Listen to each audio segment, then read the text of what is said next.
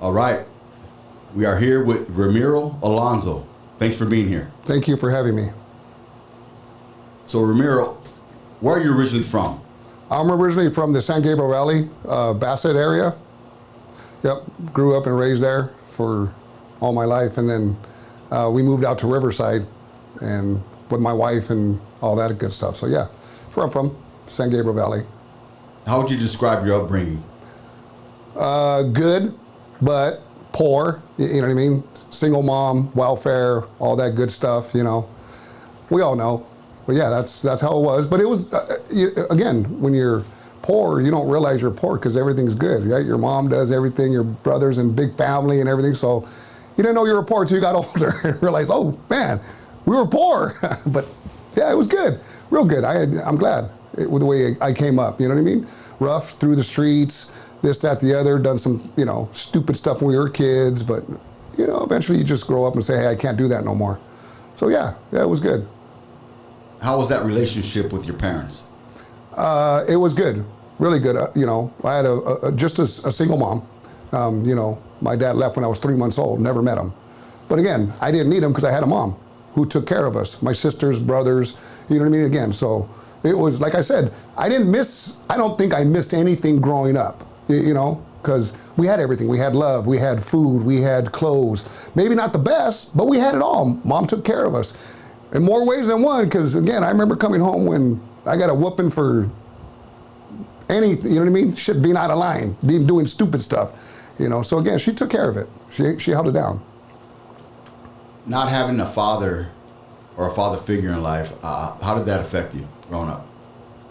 Honestly, I couldn't really say because you don't miss or you don't know what you don't have, right? So again, I had older brothers and, so it wasn't like I was missing something that I knew of.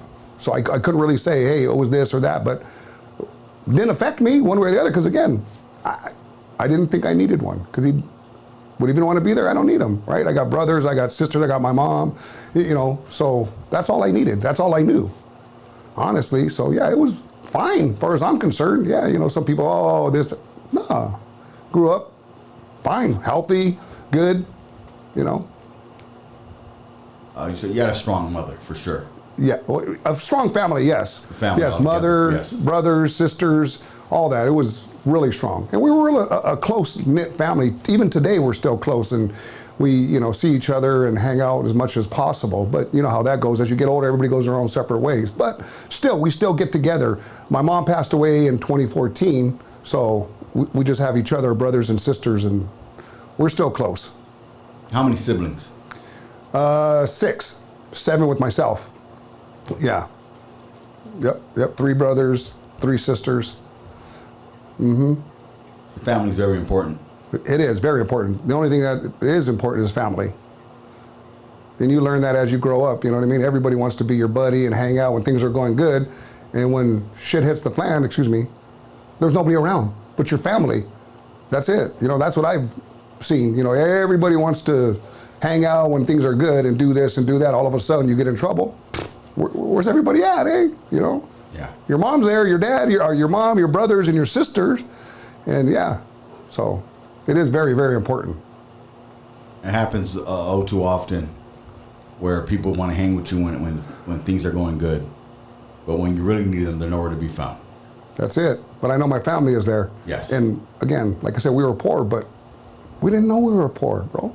Welfare and all that, it was just natural. It wasn't anything like, hey, you guys are poor. No, we all had shoes and pants and everything. We weren't hobos. So we always had food, good food too. You know what I mean? My mom would make homemade tortillas, stacks this high. So you're not missing anything, Right. Yeah. So yeah, no, it was good, real good. Do you remember the first job you ever had? Yeah, my first job was at Del Taco. I worked there for 2 weeks, and then I got paid, and I looked at my check and go, what is this? This ain't worth working. Then I went to, you guys remember National Lumber? Yeah. Yeah, I worked at National Lumber. Lied about my age, so I was above minimum wage, so I made a little bit more money. So, right. Yeah. So after National Lumber, what was the next job after that? After that, I went to Home Depot in Huntington Beach. There was only, at that time, that was back in the 80s, there was only 3 Home Depots in California. Huntington Beach, Placentia, and then San Bernardino. I was there, and I, again, falsified my application and worked there full time and went to school. And then after that, what did I do after that? I went to school and then got into construction. That was something I was not going to do for the rest of my life. You know what I mean? Digging ditches, and I don't speak Spanish, so that even, most of the foremen, they spoke Spanish, and so I was like, hey, and they get mad at me because I don't speak Spanish, so I'm like, hey, sorry. So yeah, I did that for a little while, and then I went over and it's a trucking company called Bulk Transportation. One of my friends that worked at the construction spot had his own truck. So he got me a job over there washing the tanks. It was a tanker outfit. And I'd move them around the yard and all that. So that's how I got my start as a truck driver. And then I got my permit, and then, I worked swing shifts. After Fridays, some of the older guys would come in and I'd jump in the truck with them. We go Beatty, Nevada, gold mine, Henderson, nuclear sites, and all kinds of different places. And after that, I got my license, and I started driving for them for like 18 months all over the country, and it was good for the first 18 months. And after that, it's like, hey, you're here in the middle of nowhere, and I got no backhaul, so this is my day off. I don't know anybody here, so I can't do this no more. So yeah, then I went and got a regular job, a local driving job for Consolidated Freightway. That was around 90, 91. I was there until the day they closed, 2002 of September. Then I went to Stater Brothers. I was a truck driver for Stater Brothers for 8 months, and then I was hired on staff with the Teamsters Local 63 as an organizer. Worked my way up from being an organizer to a business representative and a chairman for UPS Freight, meaning for the grievance panels, I'm in charge on the union side for all 27 locals in the West, to make sure that their grievances are heard, sit on them, and all of that stuff. So yeah, again, I had a good life. I can't complain. Yeah, we all had our bruises, we all had our downs, but at the end of the day, I got good kids, good grandkids. All my family is healthy. You can't ask for anything more than that. I got food. I have whatever I need, and then some. So yeah, like I said, I don't see myself as being a poor, misguided kid. You know what I mean? I just see me as a normal Chicano who grew up and did this silly things when you're a kid, not thinking about, hanging out with the guys. And before you know it, like, oh man, what do we do? So yeah, it was good. I enjoyed it. I wouldn't change anything about my life today, nothing. I can't complain one bit or the other, one way or the other, So again, I've been blessed, and I'm glad things did turn out the way they did. It gave me character, taught me how to be a man. My word is my word, and no matter what, I'm not changing it. If I give somebody my word, that's it. It's a bond, So, yeah, it was good. Good. So what first attracted you to the union? Well, I had uncles who drove in the union. They drove for trucking companies that were in the union. And they, when I first got my license, they would tell me, hey, we make this, we get, I think it was like 18 or 19 bucks an hour. And at that time, I was getting $12.50 an hour. And they had all the benefits, pension, health and welfare, and all that stuff. So after I got a little bit of time, then I went over to the union. And so I seen the benefits of being a union member way back when I was young, because of my uncles and that. Yeah, them being real strong Teamsters. So versus a regular job as non-union, what are some of the benefits that a union offers its members? Well, there's the biggest benefit is having a voice at work. Just that simple. You have the right to have a voice. Every 3 years, your contract's negotiated of what you want. Having a grievance procedure is, there's no amount of money that I would give to have that, because just not one side determines if you're gonna lose your job or not. You know what I mean? So again, it's brought out, and just like court, you file a grievance, the company says you're fired for X, Y, and Z. The union says, well, he did X, Y, he just didn't do Z, so therefore it's not a termination offense. So yeah, that, again, instead of going to the non-union, where you just have your HR and your manager, you're fired. You have no recourse, right? A lot of people said, oh, we can sue them, we can do this. Well, let's think about that, suing. How are you going to sue a company who has a lot of money, right? They're going to delay that thing in court. You're going to have to pay the funds for your attorney. By the time you get to court, 5 or 6 years, you're not even going to work there no more. So you're really not going to sue them. You know, and they know that. You can file board charges, but the only thing that the board does will get you a letter saying that they broke the law, and that's it. So yeah, those are the main benefits of having a union contract. So there's an upcoming election. Yes. Ramiro Alonzo, Tony Villegas, Teamster slate. Yes. Can you explain what a Teamster slate represents and why it's so important to the Teamster members? Well, the election is for the members to run the local. We have the 4th largest local in the country. We have 17,000 members at our local. So we call ourselves the Teamster slate because we're Teamsters. We're about the brotherhood, the sisterhood, right? Because that's what it's about. You, me, and everybody sticking together and moving forward for a common goal. So yeah, that's where we're at. Myself, Tony Villegas, and all of our slate are running to make change for the current regime. Randy Kmac, he's been around 47 years or so. You know, he's 80 years old. He just doesn't have the fight no more. You know what I mean? And not that I don't like the man, because again, it has nothing to do with me not liking him. It's the fact that him and his underling, the president, aren't doing what they're supposed to do to make sure the members get what they need, what they want, the fight. It's just not there no more. You know what I mean? We have the UPSers, we represent UPS. The package car drivers, the little brown cars, they don't have any air conditioning. Someone sent me a picture of the inside of his package car. It's 137 degrees in there. That's unsafe and unhealthy. See, those are things that we can do stuff about. Like, wait a minute, you cannot be operating in here. That's unsafe, it's unhealthy. The company has to do something. Those are things that he's not doing that we're gonna do. So again, that's why we're running, and we call ourselves the Teamster slate, no member left behind. We don't care if you're 10,000 members or only 7 members. You're all the same and equal to us, and you mean the same thing. So yeah, he doesn't have any more fight, and he's done. So that's what it's about. So Randy Kmac, who was 2011 Labor Leader of the Year, still currently the Secretary of Treasury. Yes. That's who you're running against. Yes. Why are you running against Randy Kmac? Because again, he lost his fight. He lost his ability to take care of the membership like he used to. At one point, I mean, Randy was a fighter. But as time went on, like anything, you lose your fight as the older you get. Yeah, you get grumpy, but you're not, you don't have that testosterone to get out there and do what you need to do. And he just lost it. He doesn't care about the membership no more. He's just there to collect his check and run along, just go along to get along. And we're not about that. The unions need to come back in America to establish the middle class again. And if we don't fight for everything that we need to get, we're going to lose it all.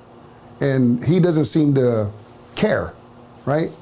An example is we have 10,000 UPSers. 60% of them are part-timers. Last year in October, UPS gave them a $3 raise from $15 to $18. Only because they couldn't retain the workers, because at $15 an hour, you go to Wendy's and make $20 an hour. So they upped the raise, and then as soon as peak was over, meaning January 1, they took it away. $3 away without notifying the union or nobody. Guys, members got their checks, go, hey, I'm short. No, you're not, we didn't pay you. He ain't doing anything about that. You know what I mean? How could you be proud of 60% of your biggest company that you represent is at minimum wage? That's embarrassing, right? But he's out there saying, oh yeah, I do this and I do that. And so what are you doing for the members? There's a lot of things we can do that he's not doing. UPS is big on safety. That's their motto, safety, safety, safety. Okay, well, let's take all of the agents into the big hubs. Let's walk around and see what's safe and what's not safe. And when it's not safe, you put a stop to it. Because we have that right to stop it. Wait a minute, you can't you can't make this member work under these conditions, unsafe and unhealthy. And there ain't nothing they can do to you, right? And he's not doing that. He's not doing anything. Like I said, the package car drivers, 137. So that's like, turn your oven on, get it to 137, and put your head in there and try to work. And you guys see these package drivers, they're moving. There's no slacking off or none of that stuff. So that even adds to it. So, but do things like that, right? Slow their production down. Get their packages to be late, because that's all they care about is the bottom line. UPS is $1 billion company. You're gonna tell me that you can't afford to put air conditioning, a fan with ice or something in there for these guys? Sure you can. You don't want to because it's about your corporate greed, right? That, forcing contracts on members. You know, guys vote, the membership vote the contract down, he forces it on them. You gotta take it. And then if you're a problem, he tries to get rid of you. No, we wanna hear it. We wanna know what it is. You know, we wanna change that culture of just do what I say. If you're not with me or against me. No, bro, you have your right to your own opinion. Well, we may not agree with it, but that's your opinion. You're entitled to it, right? Like I say, your opinion's your opinion. You're entitled to it. Speak your mind, bro, because that's what it's about. Speaking your mind, letting people know what you want, what you need. And if you can't get it because you're being shut down, what good is it? You don't. That's why we say you got to voice that at work. He took that away. He don't have any fight, like I said. So it's time for change. You know, get more aggressive. Be out there. See the membership. Do things that we used to do. Take the whole staff. Walk the yards, because we have that right to do that. No matter what anybody says, we're, as a union representative, a business agent, we are exempt from, at the companies that we represent, of state and federal trespassing laws. So, and I've had the cops called on me plenty of times. You hand them the letter saying, this is what it is. He goes back, or she goes back, makes a call to dispatch tell them, yeah, you can't do anything. Unless he's physically assaulting them. Other than that, they can't do nothing, right? You can mother F them, talk about, you know what I mean, whatever you need to do, and there's nothing they can do. Once, because again, the companies think they have control, and they're gonna tell you to leave. I don't leave. Call the cops. Call the cops. You think I've never had the cops called on me? You think I've never been in jail? And I tell them, because this happened. If you want to scare me, don't call the cops, call my wife. Cops, they give me some time off. They take my phone away. I go to air conditioning. I get food. I'm by myself. Call my wife, I'm in trouble. What are you doing? This, that, you know, so again, but they do it, and the cops come back and tell them, sorry, we can't do anything. And that takes the wind out of their sails. I've seen it plenty of times. Then after that, they say, okay, so what do you need? How do we work this out before you come down and make a big deal about it? Well, let's figure it out. That's what it's about, right? Get out there and show the companies what power you have, and you're not afraid to stand up for the membership. Because again, the membership, they could be fired. I can't be. You can't fire me. What are you gonna do to me? Call the cops? Big deal, right? But that's stuff that we used to do back in the day. They don't do it anymore. You know, we don't have big Christmas parties.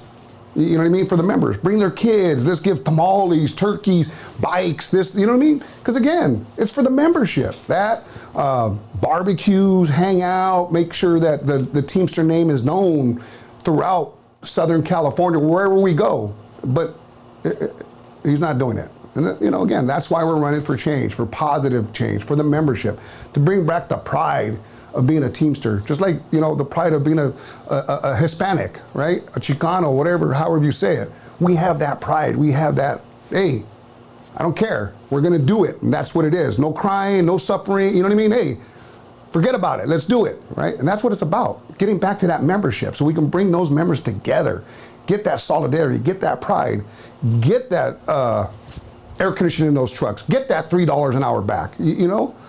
All that good stuff that the companies can give it to them, because if they couldn't give it to them, they would have never give it to them in October. That's like, come on, what are you doing? So you got, what, 60% of 10,000, what, 9,000 people that are at minimum wage? That's embarrassing. How do you call yourself a Teamster leader when you have that? You can't. At least I couldn't. I'd be embarrassed. I'd hang my stuff up, retire, get on. Because again, that's embarrassing. Really embarrassing. And I agree with you. With having a voice is extremely important. Even as a non-Teamster member, it just in general, have a voice is strong. I drive a hostler, and there was a point where I didn't have AC in my hostler. Mm-hmm. It was 103 outside, and when you're in the hostler, you're sitting on top of an engine, that's running, so it gets hotter in that box. So you're looking at maybe 110 with no AC. It is a problem. It is. It is a problem. And if you don't speak up, nothing's going to happen. Closed mouths do not get fed. Yeah. So we spoke on it, and guess what? Yes, it took a couple months, but we got brand new hostlers, and we got AC now. Yeah. Right? You got to speak. You got to talk. You got to. And again, not everybody has that in them. You know what I mean? Ah, man, I hate it. I this, that. Well, say something. I don't want to hear it. I don't want to. You know what I mean? So that's why I say, okay, if you're a Teamster, call us. We'll do it for you, bro. We ain't got no problem with that. You know what I mean? We're here for you. Whatever you need.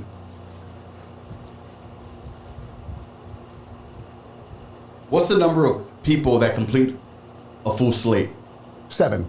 On ours is 7. Yeah, you have the leader, the principal officer, what we call the principal officer, or the ST is Secretary Treasurer. Then you have the president.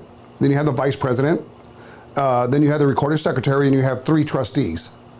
Right? They're supposed to oversee the books and what I'm doing and Tony are doing with the membership money to make sure it's in line and not illegal. So yeah, our slate is myself as Secretary Treasurer, Tony Villegas as president. You have Gabby Molina, who's the vice president. Jenny Honiso, who's the recorder secretary. You have what we call Big Ron Alvarez, who's the trustee. You have Ryan Ball, who's another trustee. And then you have Jerry Saltero, who's another trustee. And we're all from different crafts, meaning like Gabby and Big Ron, they work at UPS. Jenny, she works at UNFI. She's a truck driver for UNFI. Ryan, he works at ABF. So we're diverse in the areas that we need to be where we have representation. And again, we have 2 women on our slate.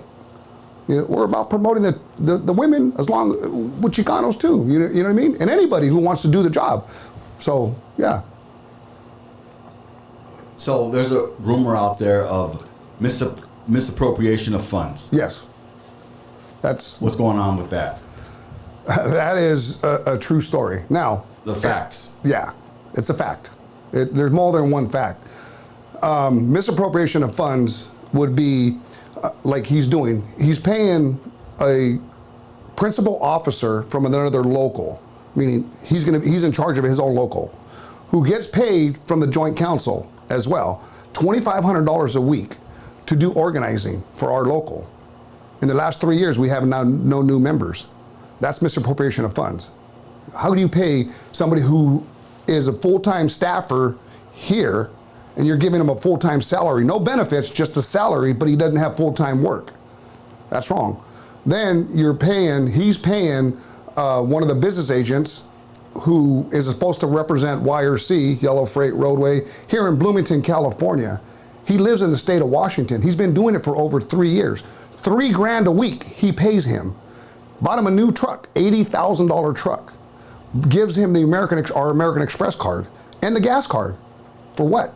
Our members are here, not up there in the state of Washington. That's appropriation of funds, misappropriation of funds, right? So those are the things that we're done with it. Yeah, I could have stayed, me and Tony we made $200,000 a year. We were coordinators, we were this, that, and the other, but it's not about us. It's about the membership and how weak we're getting. One of the UPS feeder agents, business agents, feeders, the big tractor trailers, not the brown, but he harassed a member, sexually harassed a member, right? She's a female member, and he sent her pictures, porn pictures, nude pictures. She said, don't do that no more.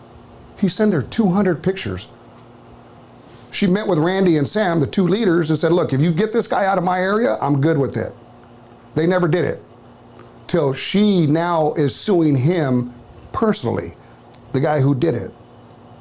Randy and Sam are using our dues-paying members' money for his legal defense with our attorney. So she's paying for his defense and her own defense because she pays dues, and those dues goes toward that attorney thing. Instead of firing the guy, you know what I mean? It's like, wait a minute, he didn't deny it. It happened. Yeah, I did it on our phone. Why is he still here? What is going on? Right? What are we doing here? Well, because he's his friend. They're buddies. I'm going to take care of my buddy, right? Not thinking anybody would find out about it because he didn't say anything to anybody. And of course, from being on the inside, we know, like, hey, this got to stop. You don't want to stop it? We're going to stop it by running against you so we can give back to the membership where it truly belongs. So yeah, there are some misappropriation of funds, you know. We have business agents who don't ever go around their work sites. Never see them. They're members. They're getting $3,000 a week, $200,000 a year. They get cars. They get the American Expresses, gas cards. So there's no reason for them not to do that. They're just nobody's keeping them accountable, making them do their jobs. We're just lackadaisy, and who cares? Go along to get along. And whose job is it to keep them accountable? Randy Kmac and Sam. They're the two bosses, right? They're the bosses. They're the one that are in charge. The buck stops with them. So again, if you don't know what your agents or your staff is doing, you don't belong there. If you know what they're doing and you condone it, you don't belong there, right? And it's not anything personal. It's the fact that, hey, look, you don't care. You're not doing anything about this stuff. I mean, horror stories. Like, now I'm out there meeting the membership and talking to them and like, hey, really? That happened? No way. Yeah.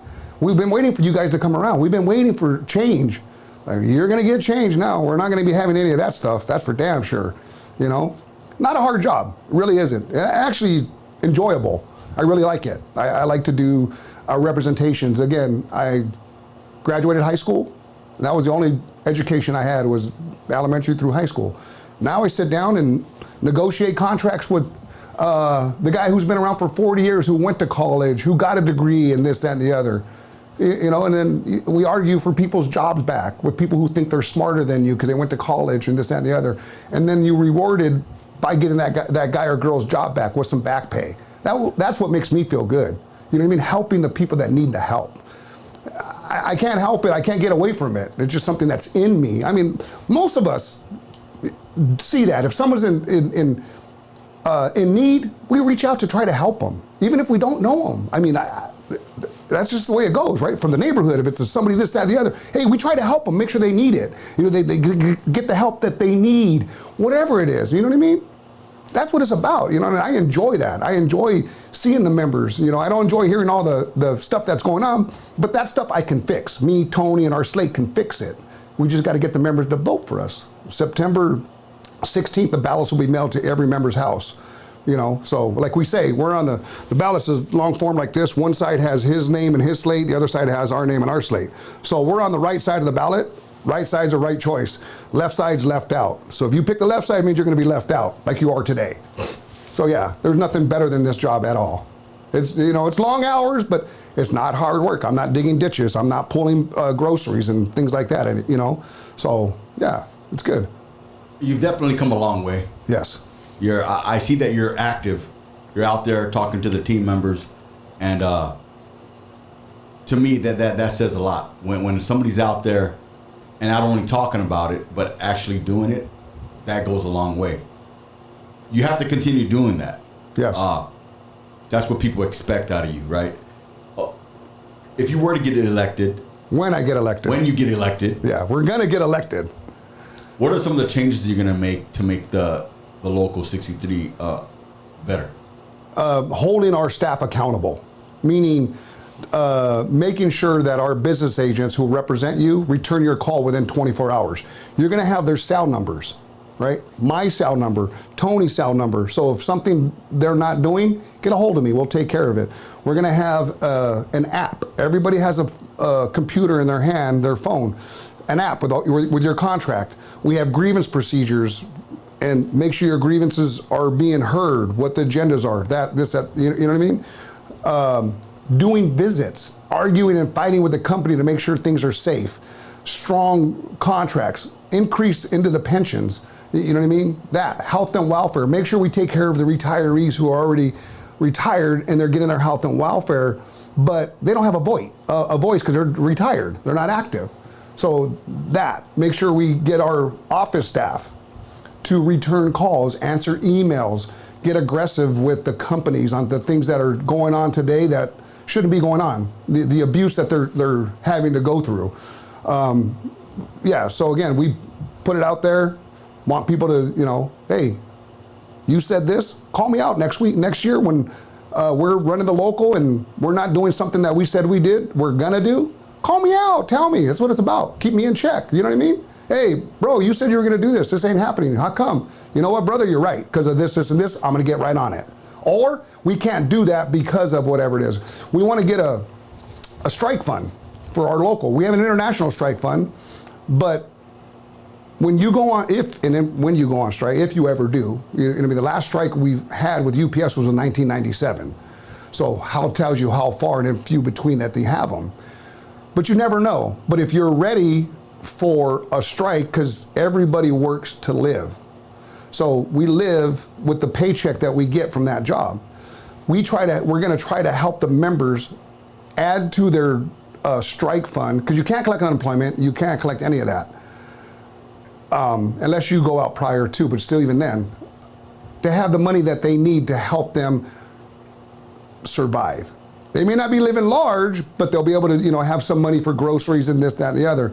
That's another thing too, because then it sends a message to the company that we're ready for battle, because our members aren't going to cross the line, because they're going to be taken care of. Because again, if you have no money and you got a car payment, you got child care, you got this, that, and the other, you have no choice. You have to cross the line or go find another job, right? And that's where we get divided. It's because, again, if I'm out there fighting for a cause for my job, and you're going to walk across it and go do it, so forget about you. I thought we were brothers.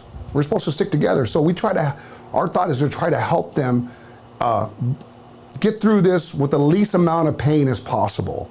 You know what I mean? So that's another thing we want to do, make sure that our members are going to be taken care of. And then it sends a message to the company, don't come after us, because we're here to fight, and we will fight whatever it takes. Now again, 98% of Teamster contracts are negotiated and ratified without a strike. So that goes to tell you that nobody wants to fight, but if you do, we're ready. So, right? That's what it's about. You have a big army, everybody says, oh, well, and you don't have to go around and be a bully or none of that stuff, right? Because when you know what power you have, there's no need to push it around, because everybody knows too. And then when you need it, that's when you use it, right? Who wants to be walking around and punking people and this, that, and the other? Not me. Only when I have to. You know what I mean? Because again, that's about your real power, right? When you can sit down and you can tell people, look, this is what it's going to be. Not asking them, you're telling them. And no, well, the membership says it is. And that's where your real power is at, with the membership. We got to get back to that, giving them the power, let them know, educate them, real educations. And just being there is a big sign. You know what I mean? Because we very rarely have those agents out there today doing what they're supposed to do, even going to visit people. That's what we want to do. We want to take our whole staff, except for the office people. Get out there. So, because again, a lot of members can't make the membership meetings because they got to work. Well, then they don't see anybody. You can go out to any yard and ask, have you seen Randy Kmac? No, who's that? Who's that? He come out to the yard, they go, who's that? That's your leader. We don't want that. We want to be seen. We want to know. We want people to know us. Hey, when you say Ramiro, oh yeah, the bald-headed guy, that Chicano guy with the mustache, yeah, he's always here. Tony, Jenny, you know what I mean? Again, that's what it's about. Get to know me, right? Get to talk to me, joke around, have a good time, sit in the break room, wait for people to come in. Hey, bro, Bobby, how was your son's game yesterday? Oh yeah, it was good. Ah, man, hey, talk, chop it up, have a good time, man. We're you. Don't forget that we're not better than you. Just because we are in the position, we came from where you're at. We don't forget that, and we're never going to forget that. Because again, we've been there, worse than some people have. Doesn't mean anything. Just makes you stronger and better to argue and fight for what you want, right? So again, that's what we're about, is going to fight for the membership. No team member left behind. What does that slogan mean to you? That means no Teamster left behind, means nobody's left behind, no matter how big you are or how small you are in your size of membership. We have yards members that are 7 people in one group with one contract.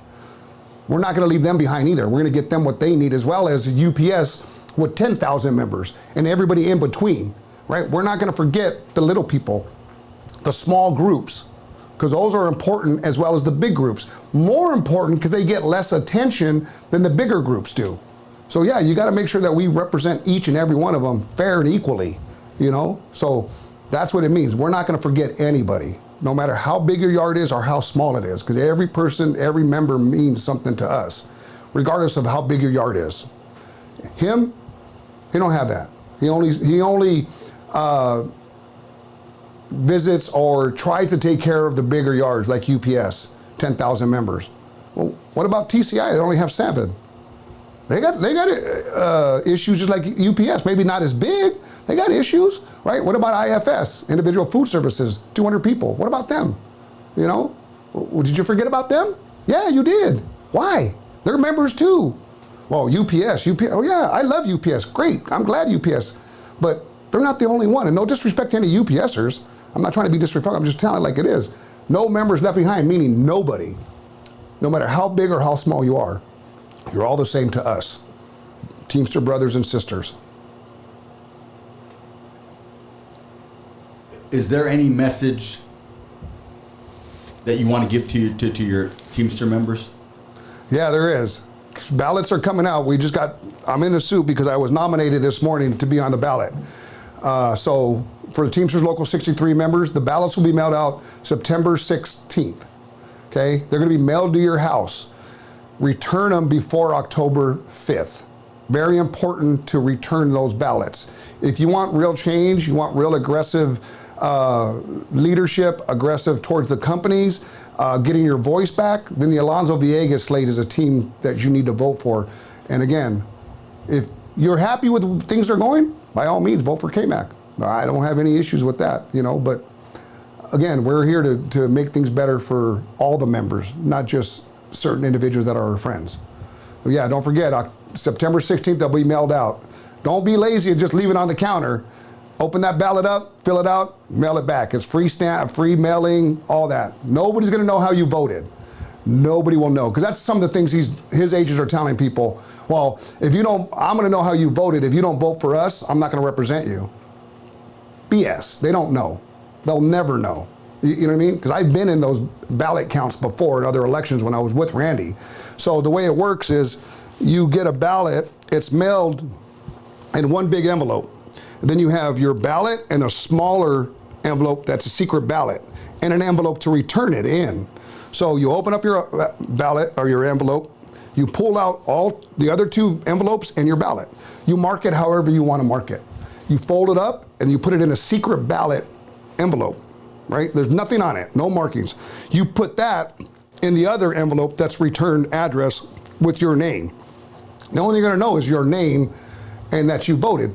So when it gets into the local 63 for counts on this October 6th, they bring them all in from the post office, and we get to watch all of that whole thing. We get to watch them making the ballots, we get to watch them mailing them out, we get to watch the count, we get to watch them pick it up from the post office. So no one's gonna know how you voted. They're gonna know you voted, but they're not gonna know how you voted. So then they bring them all in, they separate them, and there's about 15, 20 people that work for an outside company. Has nothing to do with us other than that's what they do as in elections. They dump the piles, they open them up in your envelope that you sent back. They open up, take your secret ballot, throw that envelope to the side, and put your ballot in another pile. So now your ballot's mixed up with everybody else's and nobody knows whose it is. Then they bring them back out, open them up, and then straighten them out. So nobody knows. And then they take them over to the computer and they feed them into the computer. We're gonna have people watching that. So again, Teamster members, no matter what local you're at, they can't know how you voted. They only know that you did vote. How you vote is your privilege and your secret ballot. That's why it's called a secret ballot. Because if that were the case, we'd bring everybody in and just raise your hands, right? So it's a secret ballot. So again, that's the kind of stuff that the Kmac steward slate is doing. Lying, intimidating, threatening members. You know, they call us the bully boys. They call us this, that, the other, right? Call me whatever you want to call me. I don't care. Did I get the job done? Yes, that's why I was a coordinator. That's why I am the chairman. That's why I wasn't, you know, always called upon by Randy and them, and Tony as well, and all the other slate. Yeah, we are. We're going to bully the company, just like they deserve to be. And sometimes they don't need it to do that. So we'll just, whatever. Yeah, that's the right side is the Alonzo Villegas side. That's the right choice. Left side, you're going to be left out. That's Kmac's side. So yes, that's it. Make sure we vote. Ramiro, I want to thank you for being here. Appreciate your time. Wish you the best of luck. Good luck on the election. And strive forward. Yes, and thank you for having me here. And I really appreciate you giving me the time and the platform to have this interview and get it out to everybody. So again, just because you don't have a father and you're poor, you ain't doing bad, bro, because look, I had that same thing. Hey, I wasn't embarrassed to go use my welfare, my food stamps to get groceries, or we didn't know. But again, just stay focused on what you want, and nobody can stop you from what you want, no matter what your background is or not. If you put your mind to it and that's what you truly want, whether you're Hispanic, white, black, woman, child, anything you want, you can have it, you can do it, as long as you put your mind to it and focus and study and do what you need to do. I'm living proof of that, okay? I'm gonna be running the largest local in the country, 4th largest. So, came from a poor background, but it didn't mean anything. It meant that we didn't have a dad. We didn't have no, but we all ate. We were all fat at one time, right? We were all running around new shoes and pants and Christmas. Yeah, so again, if you guys really, truly, message to you is if that's what you want to do, whatever it is, do it. Do it with your whole heart, man, and you'll accomplish it. I got 3 kids. My oldest works at UPS Freight. He's a driver. My middle, Jacob, he's went to Cal Poly, graduated Malcolm Cum Laude, which is the top 10% in his class, went to University of Wisconsin Law School. He's now an attorney, worked for the UC Davis campus. He's a labor attorney, so he's working against the Teamsters.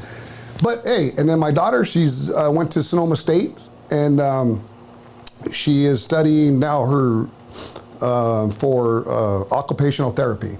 So again, just because you think you're poor and all that doesn't mean you can't do it. You can do it. You know what I mean? And I know, and I see people doing it all the time. I mean, everybody sees, you see people at the bus stop with their books and this and that. That's dedication. That's what will bring you to the top. But if you sit back and just say, wozy me, I don't have this, I don't have that, you ain't gonna do nothing, bro. Sisters, forget about it, man, right? Do what you can do for what you wanna do. Whatever happened in the past is in the past, move forward. Whether you were in jail, this, that, the other, don't worry about it, man. We all make mistakes, nobody's perfect. Believe me, I made a lot of mistakes, you know what I mean? And again, and I'm not trying to brag, but it is what it is, but you can do what you wanna do. Just stay focused, you know what I mean? Stay off the drugs and all that other stuff. But yeah, that's, again, thank you.